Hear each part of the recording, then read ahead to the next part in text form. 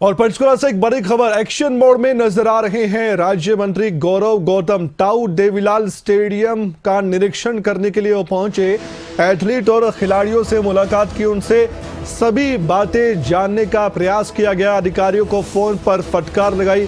Stadium के 15 अधिकारियों को नोटिस जारी हो चुका है। सुविधाओं के अभाव को लेकर नोटिस जारी हुआ है। अधिकारियों को कारण बताओ नोटिस दिया गया है। 15 दिन में व्यवस्था सुधारने का मौका दिया, अल्टीमेटम दिया है। अगर ऐसा नहीं होता तो उसके बाद क्या होगा, इस पर हम चर्चा करेंगे, बातचीत करेंगे। लेकिन सबसे पहले तस्वीरें, खबरें अभी तक आपको दिखा रहा है। आप देखिए एक्शन मोड में किस तरह से एक युवा मंत्री, एक राज्य मंत्री जो कि जानते हैं कि खिलाड़ियों के लिए स्टेडियम की कितनी अहमियत होती है, अगर वहां पर सुविधाओं का टोटा है तो समझ लीजिए ये बड़ी लापरवाही में सम्मिलित हो जाता है।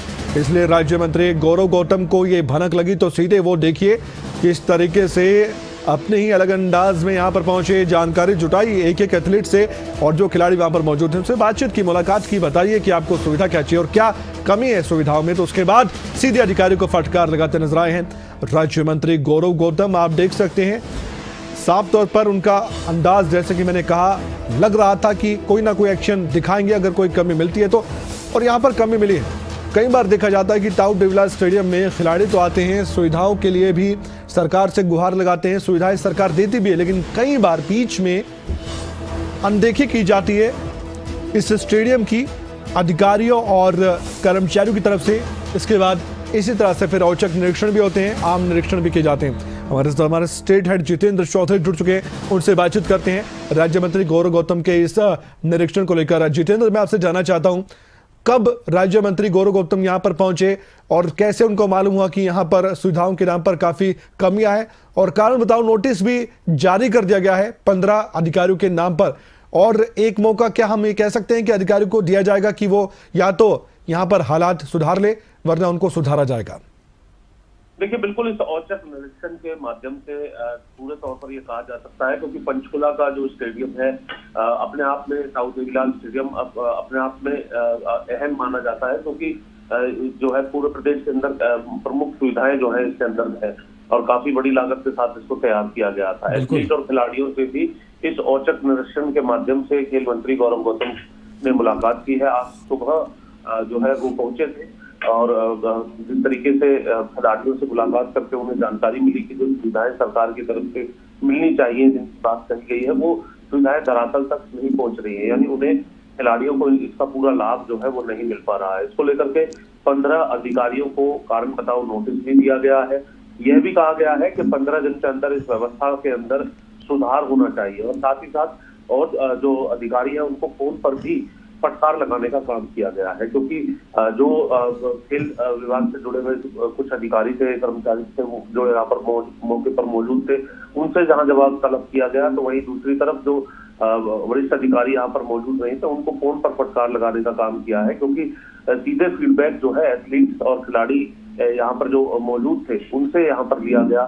सुविधाओं को लेकर के जो है जानकारी ली गई, किस तरीके की व्यवस्था है उसको लेकर के जानकारी दी गई। तो सीधे तौर पर आदेश ये दिए गए हैं खेल मंत्री गौरव गौतम की तरफ से कि 15 दिन के अंदर ये व्यवस्था सुधरनी चाहिए, और आखिर इस व्यवस्था का कारण क्या है और किस वजह से इस प्रकार की व्यवस्था खिलाड़ियों के लिए बनी हुई है, इसको लेकर के कारण बताओ नोटिस भी जारी किया गया है 15 अधिकारियों को।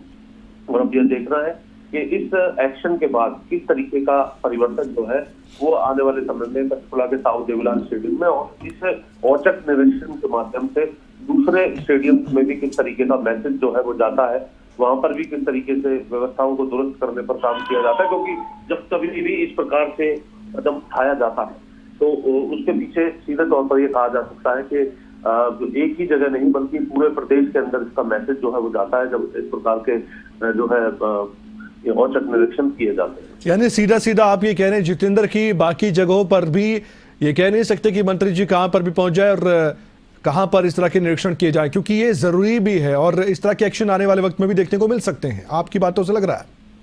देखिए, बिल्कुल, क्योंकि कोई भी सरकार हो, इस प्रकार के औचक निरीक्षण जो है वो अधिकारियों के बीच इस बात को का डर बनाकर के रखते हैं कि अगर औचक निरीक्षण होता है तो ऐसी स्थिति में उन्हें उसका उस व्यवस्था का क्या कारण है इसका जवाब भी देना होगा।